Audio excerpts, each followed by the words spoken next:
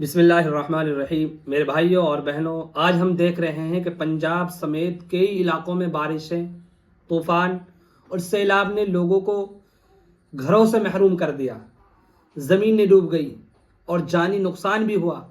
یہ سب محض ایک اتفاق نہیں ہے بلکہ اللہ تعالیٰ کی قدرت اور اس کی آزمائش۔ قرآن میں اللہ تبارک و تعالیٰ فرماتا ہے وَلَنَبْلُوَنَّكُمْ بِشَيْءٍ مِّنَ الْخَوْفِ وَالْجُوعِ وَنَقْصٍ مِّنَ الْأَمْوَالِ وَالْأَنفُسِ وَالثَّمَرَاتِ وَبَشِّرِ الصَّابِرِينَ، یعنی ہم تمہیں کبھی خوف، بھوک، مال اور جان اور پھلوں کی کمی سے آزمائیں گے، اور خوشخبری ہے صبر کرنے والوں کے لیے۔ میرے عزیزو، یہ وقت ہے کہ ہم اپنے گناہوں پر غور کریں۔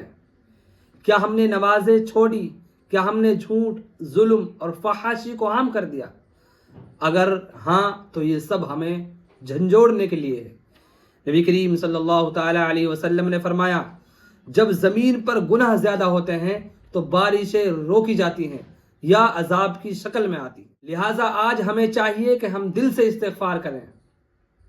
استغفر اللہ ربی من کل ذنب واتوب الیہ کثرت سے پڑھیں۔ اپنے گھروں میں قرآن کی تلاوت کریں، نماز باجماعت قائم کریں، اپنی زندگیوں کو سنت کے مطابق ڈھالیں، کیونکہ اللہ کی رضا اسی میں ہے کہ ہم اپنے رب کی طرف پلٹ جائیں۔ یاد رکھیں، یہ دنیا فانی ہے، اصل کامیابی اللہ کو راضی کرنے میں ہے۔ اللہ سے یہ دعا کرتے رہا کریں، اے اللہ ہمیں اپنی رحمت کے سائے میں لے لے اور اپنے غضب سے محفوظ فرما دے۔ میرے بھائیوں اور بہنوں، یہ دنیا کی خبریں اور حالات ہمیں اللہ کی طرف پلٹنے کا پیغام دیتے ہیں۔ اگر ہم چاہتے ہیں کہ آپ کو قرآن و حدیث کی روشنی میں ایسی مزید باتیں سننے کو ملیں تو چینل کو سبسکرائب کیجئے، ویڈیو کو شیئر کریں اور دعاؤں میں یاد رکھیں۔ السلام علیکم۔